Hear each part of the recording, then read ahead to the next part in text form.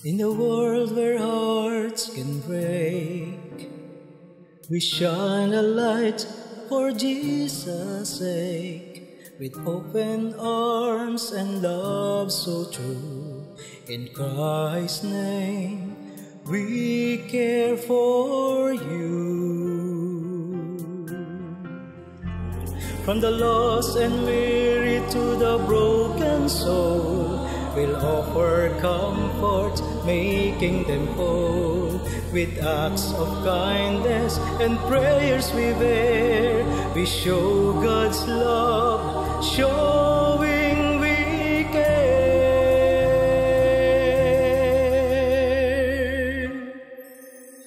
We care in Jesus' name we share. His love and grace beyond compare. Together we'll spread His light, you'll see. We care in Jesus' name we share. His love and grace beyond compare. Together we'll spread His light, you'll see. For in our hearts Christ's love sets us free.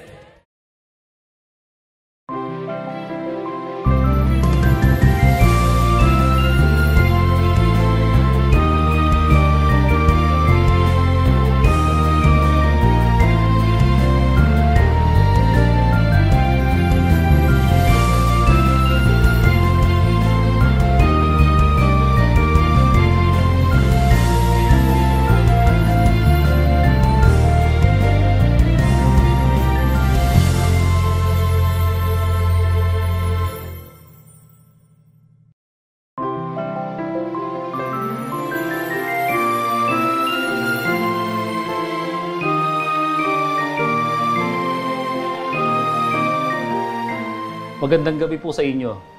Sa inyo po na aming mga kaibigan, magandang gabi.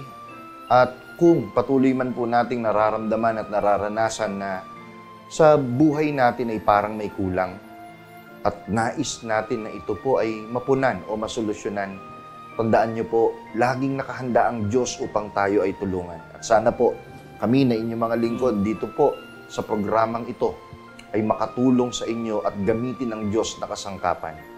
Dito po sa programang Full Life.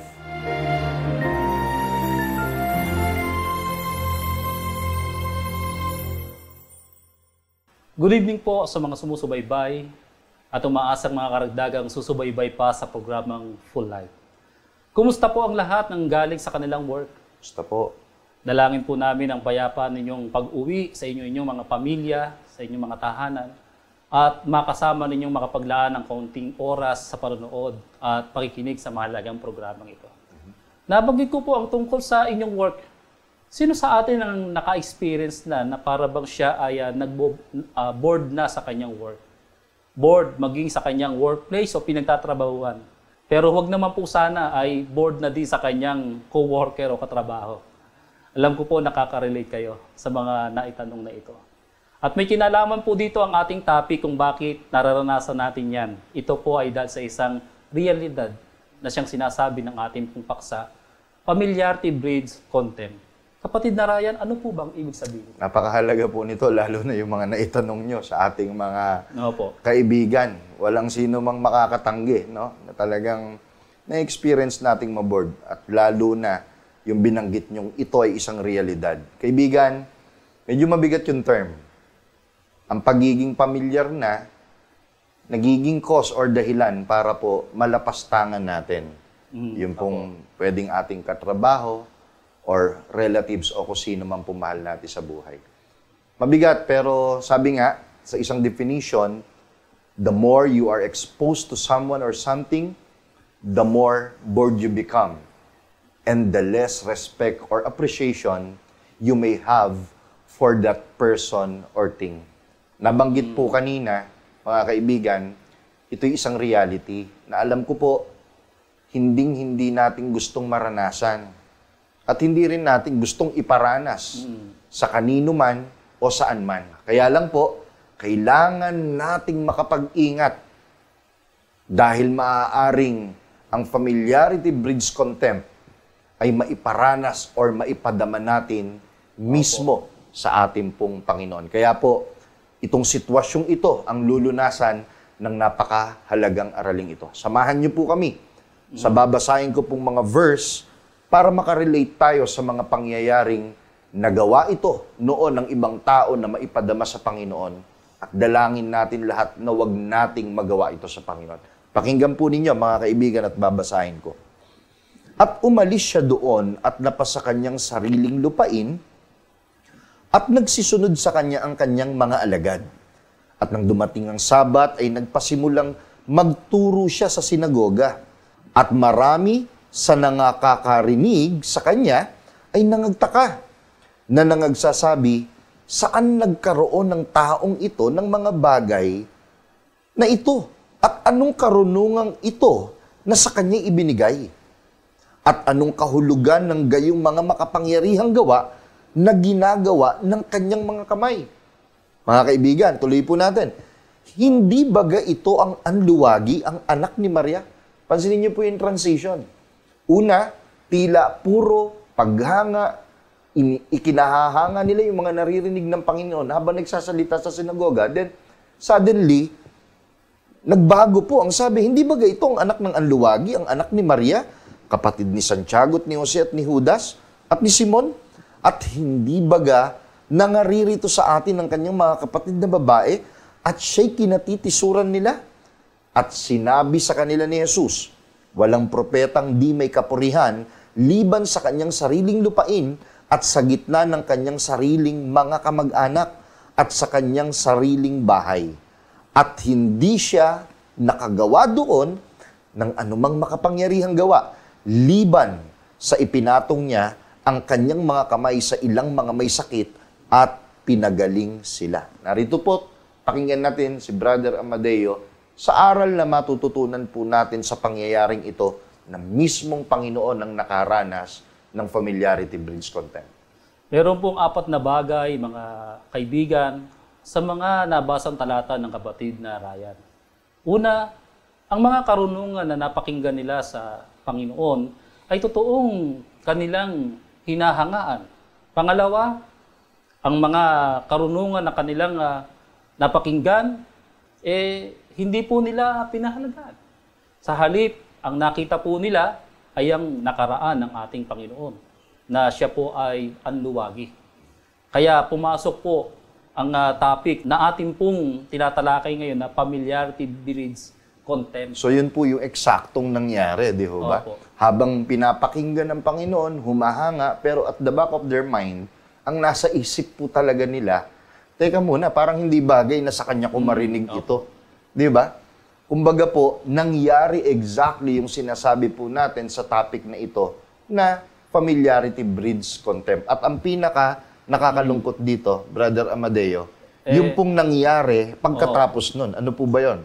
Hindi po gumawa ang Panginoon ng anumang gawa na makapangyarihan sa kanila dahil sa hindi nila pagkilala sa Panginoon. Ayun po, mga kaibigan. So, maliwanag naman po nating narinig at kasabay niyo po kaming bumabasa, ito po'y totoong nangyari na malaki ang possibility magawa din natin unknowingly sa Panginoon. Mga kaibigan, hindi siya nakagawa ng anumang makapangyarihang gawa.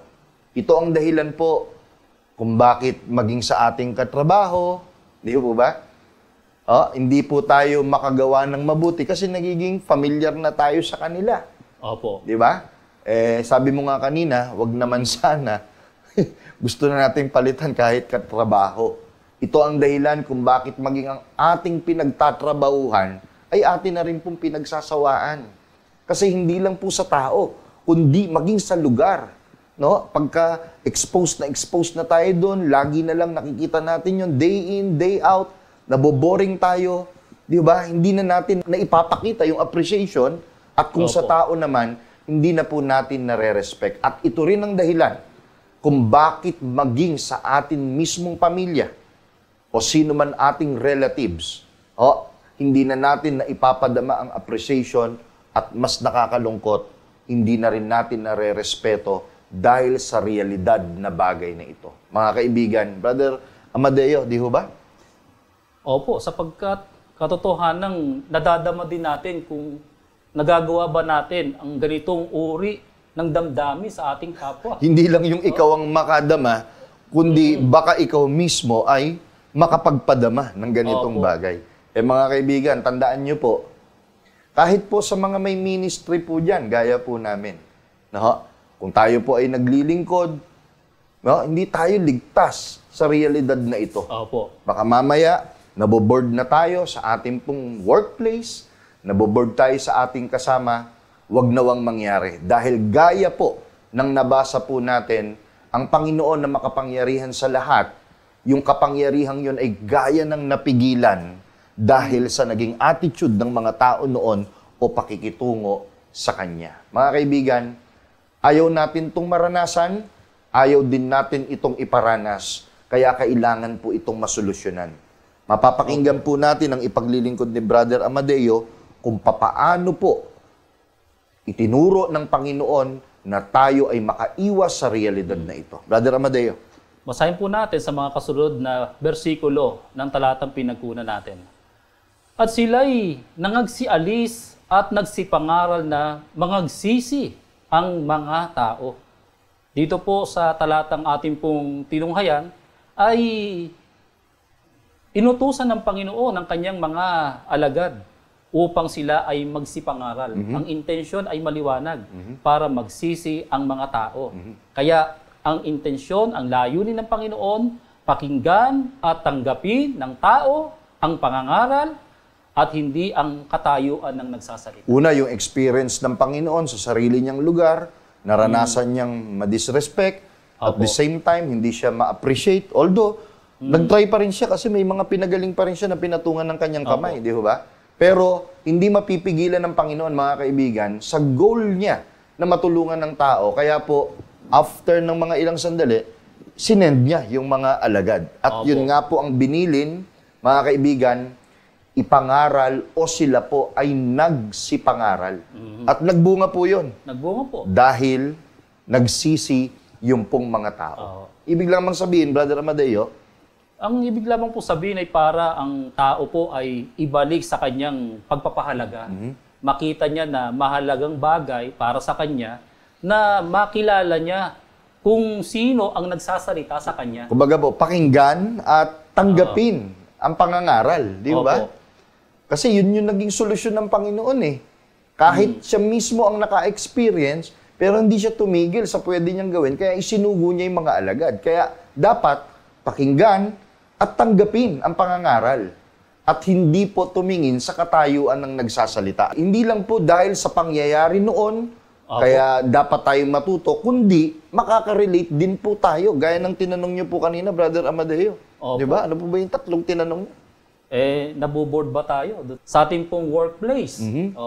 Maging sa ating pong mga katrabaho, kapamilya, at sila po ay maibalik sa pagpapahalaga sa tamang pagtingin, pagrespeto sa Panginoon. At gayon din naman sa kung sino po yung nagsasabi ng mga salita ng Diyos. Di ba? Kumbaga, huwag tayong maging biktima ng realidad na familiarity breeds contempt. Sa halip, tayo man, kung nakakarinig tayo ng salita ng Diyos, tutulong ito para ibalik natin yung pagpapahalaga sa ating katrabaho. Opo. Di ba? Mahalagang bagay po yun. Tutulong po ito para ma-appreciate po natin. Kahit po ba tayo yung boss at yung ating katrabaho ay janitor lang, ma-appreciate natin ulit yung kanyang ginagawa dahil naggagabayan tayo ng mga salita ng Panginoon na naging solusyon niyang itinuro, kaya niya isinugo yung kanyang mga alagad. Brother Amadeo, pwedeng gaya po nitong programang ito, di ba? Opo. Kaya masabi po natin, sa pamamagitan ng pakikinig ng mga salita ng Diyos, magkakaroon tayo ng pagpapahalaga at pagrespeto sa ating pong mga co-worker. Opo. Kaya maiiwasan natin na ang Panginoon ay hindi natin marespeto o hindi natin mapahalagahan. Gayon din ang ating katrabaho, gayon din ang ating mga mahal sa buhay, mga kapatid. Ang paraan lang, pahalagahan natin ang kanyang salita at huwag maging pamilyar dahil nagbubunga o dahilan ito ng hindi paggalang. Bakit nga ba, Brother Amadeo, napakahalaga ng salita ng Diyos sa kasalukuyang panahon? Yan po mismo ang isang mahalagang tutugunin ng programang ito. Sa sulat mismo, na siya mismo ang nakasulat sa Juan Kapitulo 6, versikulo 63, na ganito po ang nakasulat. Ang Espiritu nga ang bumubuhay. Sa laman ay walang anumang pinakikinabang. Ang mga salitang sinalita ko sa inyo ay pawang Espiritu at pawang buhay.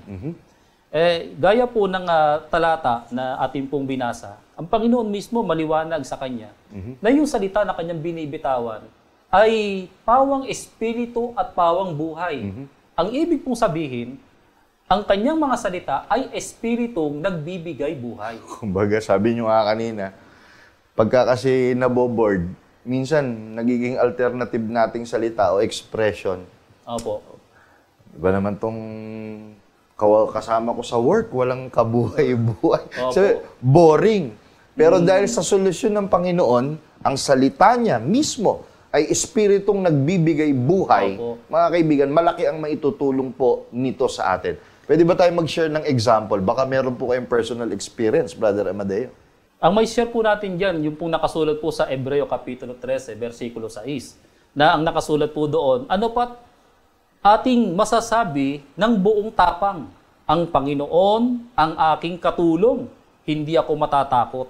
Anong magagawa sa akin ng tao? Hindi ba lalakas ang loob mo? Di ba? Kumbaga, hindi lang naman ikaw, ako, tayong lahat. Sa araw-araw po na ating pagtatrabaho, marami tayong na-experience. Talagang hindi lang po yung naboboard tayo, napapagod tayo, may mga expectation tayo na hindi dumarating. Pero, kaibigan, sumampalataya tayo. Kung ang salita ng Diyos ay nagsasabi sa atin, ano pat aking masasabi ng buong tapang, ang Panginoon ay aking katulong, hindi ako matatakot. Ano magagawa ng tao sa akin? Hindi ba sapat ito para magpalakas ng ating kalooban at muli tayong maging ganado sa ating pong mga ginagawa sa araw-araw po ng ating mga buhay? Kaya mga kaibigan, tandaan po natin, boardman po tayo sa ating pong mga nararanasan sa araw-araw. Huwag po ang piliin natin ay hindi makapagpakita ng respeto. Ang piliin po natin, mga kaibigan, itong solusyon ng salita ng Diyos na nagbibigay ng buhay sapagkat ito po ay espiritu ng Panginoon. At kung yan ang ating panghawakan, tiyak po, hindi tayo mananatili sa dati nating kalagayan. Sigurado po, mga kaibigan, Maiiwasan natin ang hindi rumespeto, maiiwasan natin ang hindi magpahalaga dahil sa ipapahayag ng kasunod na verse na ito. Pakinggan po natin, mga kaibigan. Marcos 5:22 hanggang 42 o kasama po ang mga verses na atin pong mababasa sa screen. At lumapit ang isa sa mga pinuno sa sinagoga na nagngangalang Jairo. At pagkakita niya sa kanya ay nagpatira pa siya sa kanyang paanan. Ito yung continuation ng kwento kanina. Ang tinutukoy po nung natagpuan nitong pinuno, ang Panginoon. Opo. At ipinamamanhik na mainam sa kanya na sinasabi, ang aking munting anak na babae ay naghihingalo. Mga kaibigan, ipinamamanik ko sa iyo na ikaw ay pumaroon at ipatong mo ang iyong mga kamay sa kanya upang siya'y gumaling at mabuhay. Ano po nangyari? Tutuloy ko po. At pagkahawak niya ng kamay sa bata ay sinabi niya sa kanya, Talita kumi, na kung liliwanagin ay dalaga, sinasabi ko sa iyo, magbangon ka. At pagdakay nagbangon ng dalaga, at lumakad. Sapagkat siya'y may 12 taon na at pagdakay, nangagtaka silang lumha. Brother Amandayo. Opo. Kaya, yan po mga minamahal ng mga kapatid, mayroong isang mahalagang bagay tayong matututunan sa talata na atin pong napakinggan. Gagawa ang Diyos ng dakilang bagay sa ating buhay. Amen. Maging gaya tayo ni Jairo, mga kaibigan. Kailangan lamang po natin hanapin ang Panginoon. Kailangan natin siya. At kailangan natin ang salita niya. Opo. Di po ba? Ano pa po, Brother Amadeo? Kasi po talagang napaka-imposible na makaya ni Jairo na pagalingin ang kanyang anak. Wala siyang kakayanan doon. Opo, talagang kahit tayo po, napaka-imposible na mangyari sa atin ang anumang bagay na sa tingin po natin, ang Panginoon lang talagang makagagawa. Kasi wala pong imposible sa Panginoon. Bakit hindi natin ibalik ang ating sarili? Katulad nung anak ni Jairo, ibinalik ng Panginoon ang kanyang buhay. Mabigat ba sa Panginoon na tayo naman ay kanyang ibalik sa kasiglahan? Kung ano yung ninanais nating dalangin sa kanya, mahihirapan ba ang Panginoon na gawin ito sa atin? Kaya po, katulad po ng anak ni Jairo, pinalakad ng Panginoon, binuhay ng Panginoon, at ibinalik kay Jairo. At hindi lang yun. Yung pong lubhang marami na ating pong nabasa, nangagtaka, humanga. Kung marami man pong tao sa paligid natin, ang nawawalan ng pag-asa, naboboring, na nagbubunga ng hindi pagrespeto at pagpapahalaga sa ating kapwa-tao. Mga kaibigan, sana po, ang maikling mensaheng ito ay muling naghatid sa atin ng inspirasyon. Tandaan po natin, hindi man po gaya ng bigat ng sitwasyon ng pinunong si Jairo ang ating nararanasan. Opo. Pero kung ititignan, naghihingalo ba tayo sa ating trabaho? Kumbaga, parang wala ng buhay. Naghihingalo ba ang ating relationship? Naghihingalo ba ang ating pangarap? Naghihingalo ba o wala ng buhay at parang wala ng pag-asa? Parang mas pipiliin na lang natin sa maraming sitwasyon ng ating buhay na hindi na lang rumespeto at hindi magpahalaga? Huwag nawang mangyari. Sapagkat tandaan po natin, walang imposible sa Diyos kahit anong bagay ang tila naghihingalo sa ating buhay. Walang imposibleng kayang baguhin ito ng salita ng Diyos sapagkat ito ay may hatid na Espiritu Santo. Minamahal na mga kaibigan, lagi niyo pong tatandaan, when God is all we have, surely we can achieve a full life. Magandang gabi po.